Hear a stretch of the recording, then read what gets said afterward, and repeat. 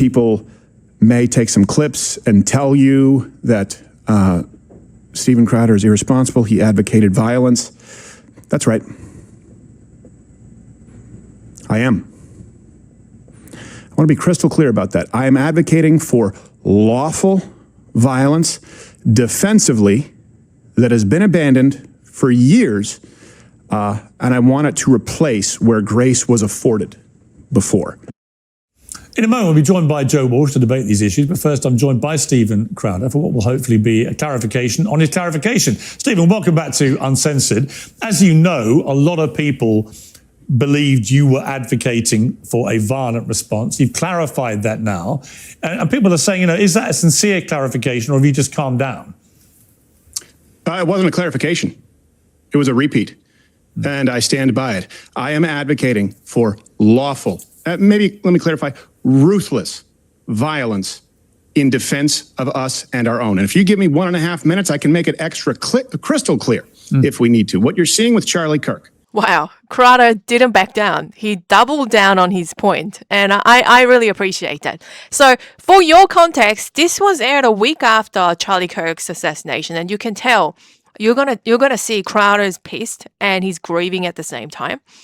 And in the video, Crowder asks Joe Walsh a hypothetical question, a very simple one, and Walsh's hesitation should tell you everything you need to know about the divide in the country. To be able to host their events with minimal security as they do now for the rest of their lives. Just as surely, I want them to be deathly terrified of showing up and acting with the increasing violence as they have at our events. And that goes both ways. Hey, if there's a spat of right-wing violence that's spreading across this country, treat those people the same way that we treat yours. But you won't find it. And let me just address a couple of things here. What I think leads to violence, they'll try and blame it on Donald Trump. They'll give us a bunch of reasons. Let me be really clear here. Joe Walsh will say that this is an overreaction. He said that yesterday. He doesn't understand why this is a big deal. That's untrue. He will say that statistically more violence comes from the right. That's provably untrue. He has been stating for days that the shooter was in fact not a leftist and we didn't know. That's provably untrue. He will create a false equivalency between Charlie Kirk and the murder of the Hortmans in Minnesota. That's provably untrue. And finally, he will place blame, as the left and the spineless right does, for all of this on Donald Trump, conservatives, rising figures, and the rhetoric for temperatures in this country. That is provably untrue. Donald Trump ran on Law and Order and won because of leftist violence. All of this, let me finish with this. All of this is by design. What's amazing is that all of Crowder's predictions on Walsh's talking points do end up coming true. So that the left and spineless right can make this conversation about conservatives responding to the cold-blooded terroristic assassination and gleeful celebration thereafter of a young man who did nothing more than sit down at a table and allow anyone to speak their opinion. And I know what it's like because I was in that spot. I started it, and Charlie cited it as inspiration. If I could change one thing, and I do believe that I'm partially responsible for this, I've failed people. I've had to do a lot of soul searching. When I did change my mind and started in 2016, the idea was, hey, calling the left on their bluff, civil dialogue with anyone to the tune of billions of plays and hundreds of hours. And it got increasingly violent. And what I didn't tell people, I told people out there, go do this on your own campus, have these conversations. I advocated for it. And Charlie took it to another level. He was unbelievable at it. What I didn't do, I didn't tell people about the threats because I didn't want copycats. I didn't tell them about terrorists from Yemen through Sweden showing up in East Grand Rapids. I didn't tell them about concrete milkshakes. I didn't tell them about my tires getting slashed, about people trying to firebomb my car. And maybe if I would have picked up the phone, maybe if I would have used this megaphone to tell people it's real life out there and the left wants you dead, maybe Charlie would have had a fighting chance. Maybe I could have done more. Right now, I'll tell you this. I see a lot of people out there, Piers. See a lot of people out there talking about picking up that microphone. And I hope people do, because the alternative is silence. But I want people to know that wherever that microphone is, and whoever thinks about picking it up, you are in the crosshairs. People say bring down the temperature. Okay, how about we bring down the temperature to doing something like, I don't know, sitting down at a table and allowing anyone with a thought or opinion to discuss it rationally? Would that bring down the temperature? I'm not sure if he got people hurt, but it's heavy to hear that he was under physical attack. Because they took his life anyway. Listen, I know you knew Charlie Kirk well. I feel your passion. I feel your anger. I feel your hurt. it's a painful time. I think everybody on the conservative right in America, it's a very painful time. And I feel that. But in the interest of fair play, which Charlie Kirk would want, we have got the former Republican congressman and the host of The Social Contract, Joe Walsh, joining the debate. Exactly what Charlie would encourage, I think, which is, Joe, you've just heard a very impassioned statement there from Stephen Crowder. What's your response? Oh, I get it, and I feel it, and I appreciate Stephen Crowder expressing how he feels. I really do, and I don't know what my fight is. I don't have a fight with Stephen Crowder. Stephen, good to see you. There was a lot you said about me there in the intro. I don't remember because I'm getting older. I wish I'd written down some of it. I did my best for the past week because I knew Charlie as well, not to say that this guy was a right wing. He came from a God-fearing gun Utah family. He was definitely right, like some on the left did. I didn't know who he was until we had the facts and the evidence.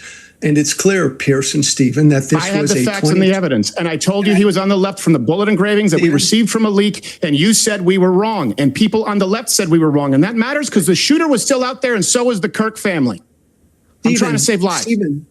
Stephen, did you save lives, Joe? Maybe some people did. I don't know when I ever said you were wrong anyway. So Joe's going to say political violence is both a left and right problem, and Stephen's going to eat this up. When this is the first time I've talked to you, or even we don't know. We know he's from a white family in Utah, and you retweeted people, and you went out and said this guy is not a left-wing extremist. He is. Okay, go ahead. You did say that, my friend. From the moment Charlie Kirk was assassinated, I said we don't know who did it. And once we found out who did it, we don't know why he did it. So let's all wait to figure out why he did it. But we did yesterday. Stephen. And I remember you saying that he sold his soul to Trump before the body was cold, and criticizing his wife. Stephen, let me finish, brother, please. And then we find out in no uncertain terms, by the way, Piers, which I think all of us could have guessed, this was a political assassination. This 22-year-old young man hated Charlie Kirk, and so he picked up that gun and he shot him, clearly. And as you've said, Piers, it's clear that of late he had become radicalized with leftist ideology. There, now we know it. This will go down in history as an act of left-wing political violence. Yes.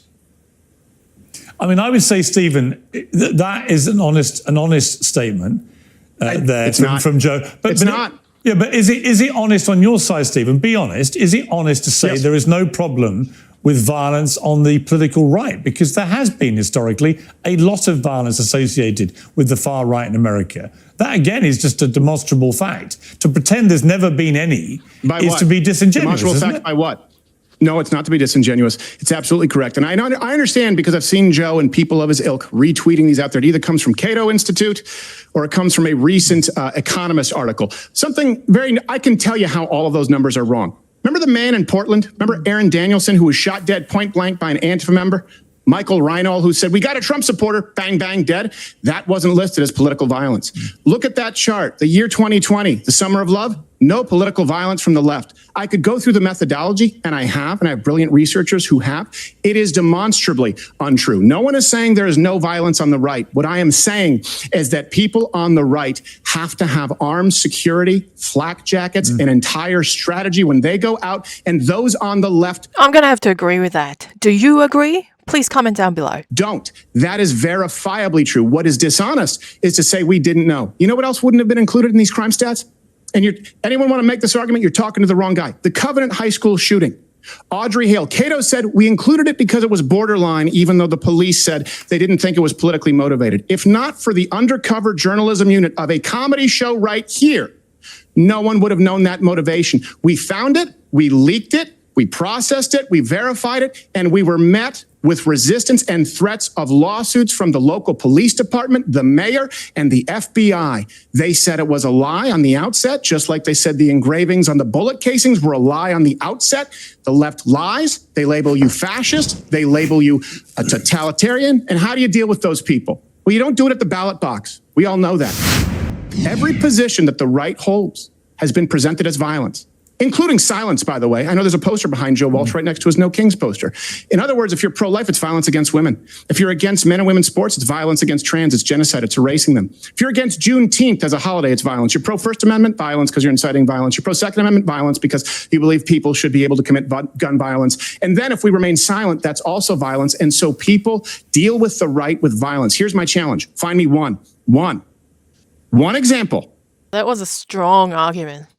Of a Charlie Kirk on the left, not an elected official. I'll allow any speaker, any comedian this century, one example of somebody who was murdered, assassinated, hemorrhaged out in front of his family in cold blood and gleefully celebrated thereafter. And the polls show that a majority, according to YouGov recently, of Democrats think it's somewhat too acceptable. 38%, 77% of Republicans said not acceptable at all. Okay, let Joe What I'm respond. saying is that Charlie Kirk was hunted. He was hunted. We are being hunted. And I don't want to see any more dead friends. Violence, absolutely. Lawful, ruthless, defensive violence. Okay, Joe. Pierce, I'll just be brief again. The data is pretty clear, and historically it's been pretty clear that there's political violence on the right and the left in this country for years. And I could argue, and I would argue, but I won't here, that there's historically been more political violence coming from the right. But suffice to say, I think you and I, Pierce, would agree, there's a history of, hey, Stephen, let me finish, man, please. Please argue it. You can't just make a vague claim and not substantiate it. Pierce, Correct. That's correct. You can ask for substantiating your argument. He's just giving you a bunch of... And I would agree, for the sake of this conversation, that political violence is in fact a both sides problem. Stephen, you would acknowledge, I think, that there is political violence and there has been political violence on the right as well. So why don't we all just condemn it all? That's what we all should do. Yeah, Steve? No, I don't. I don't agree with the premise. And I'm having to agree with a nebulous premise because you presented no facts. The very source that you cite, and by the way, I'll make all of mine publicly available. Hold on, I'm finishing now. Let's do it like grown-ups. You can cite your sources online. George Floyd riots, not included. Daryl Brooks, Waukesha, not included. Antifa, not included. Man shot dead for voting Trump, not included. Those numbers are not to be trusted, and neither is someone parroting it. I'll answer your question if you answer one of mine after. Go ahead, please. Melissa Hortman, the Democratic state legislator in Minnesota, 3 months ago, gunned down by an anti-abortion Trump supporter. Yes or no? Wrong. How do I know? Because Vance Bolter, the man who did it, wrote in his letter that it had nothing to do with Trump or being pro-life. He blamed Tim Walz. And here's what you also don't see. Did you see any... Stephen's really well researched and he's quick on his feet. Anyone at the Hortman's funerals or vigils spitting on them? Or pantomiming, being shot in the neck? Did you see anyone celebrating the death of them gleefully? Yes. Did you see so many professors doing so, showing children a snuff? Really? Point me to one. Yes. Point me to one person spitting at their vigil. Let me guess, you're going to go to Mike Lee? Utah How do I Senator predict Mike everything Lee you say all the time? Attack. How? Donald Trump. He didn't mock the attack. But let me jump in. Anyone spit at the Stephen, vigil? let me jump Anyone in. celebrate the Stephen, murder? let me give you an example. Pierce, I don't. Hang on. Go ahead. Pierce. Hang on. I would give an example where the right behaved very badly, and that was over the attack on Nancy Pelosi's husband. I saw the gleeful responses after that from the right, the memes, the mockery, and so on. I thought that was very distasteful. Would you agree, Steve? If you want to argue an equivalency between a man I'm not asking equivalency. In his underwear, I'm not saying equivalent. And a man bleeding out in front of his child, I'm not saying they're equivocal. I'm just saying it's an example where I felt I don't think Nancy Pelosi's husband has died, has he? people on the right showed a complete lack of humanity towards the man who'd been attacked because he happened to be married to Nancy Pelosi, a political opponent. And so that it's not like this never. It's not like this has never happened. I don't agree. I don't think it's even remotely proportional. Let me ask a question here. This is why I'm giving this message, and this is why I hope people listen and protect their own. Joe Walsh, you're there. Since I answered your question, you're there, Utah, in the crowd. It's not a Mouser. It's not a 30-06. But it's a man winding up a milkshake for Charlie Kirk. We don't know if it's strawberry, chocolate, vanilla, acid, or concrete. Do you stop him? Do you hurt him? That hesitation tells me that you are not amongst us. And cowards are dangerous to have in their ranks. Stephen, because it's not a hypothetical, it's happened. Let me answer your question. Do you stop him? Do you hurt him? I don't understand your question. I'm sorry.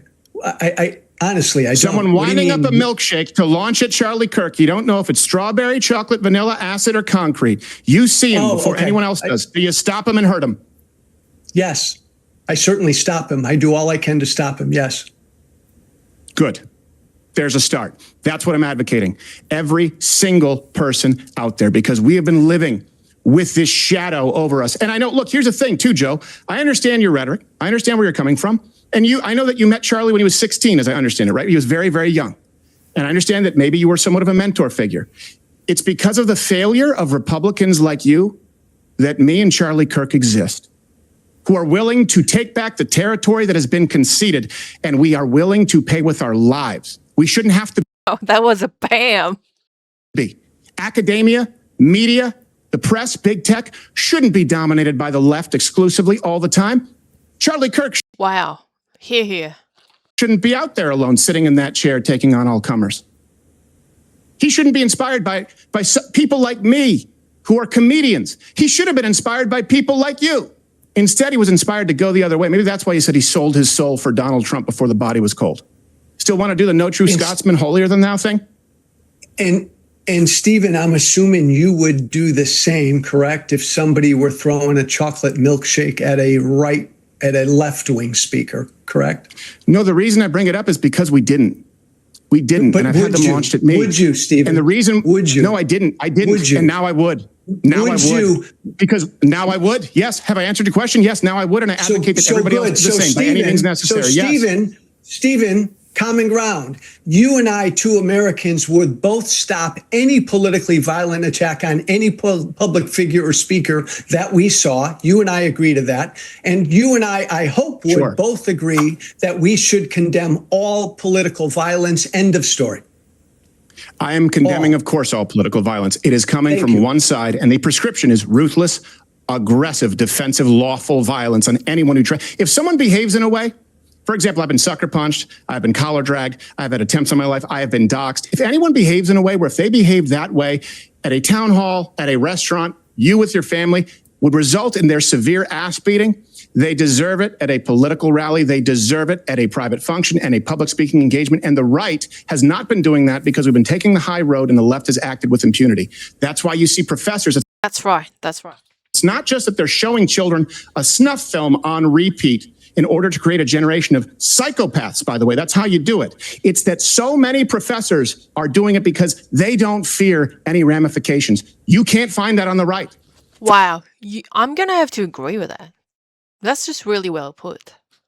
Find me one example of a Charlie Kirk, not an elected official, a person who did nothing more than express his opinion and allow anyone else to do the same, who lost his life. I also think in relation to that I saw Charlie Kirk's producer today getting quite emotional as he talked about the difference, for example, between the reaction to the murder of George Floyd, which I thought was despicable, and the murder of Charlie Kirk, which was despicable, is that one precipitated nationwide rioting and lawlessness as people were so enraged they took to the streets, and the other took to people going to church.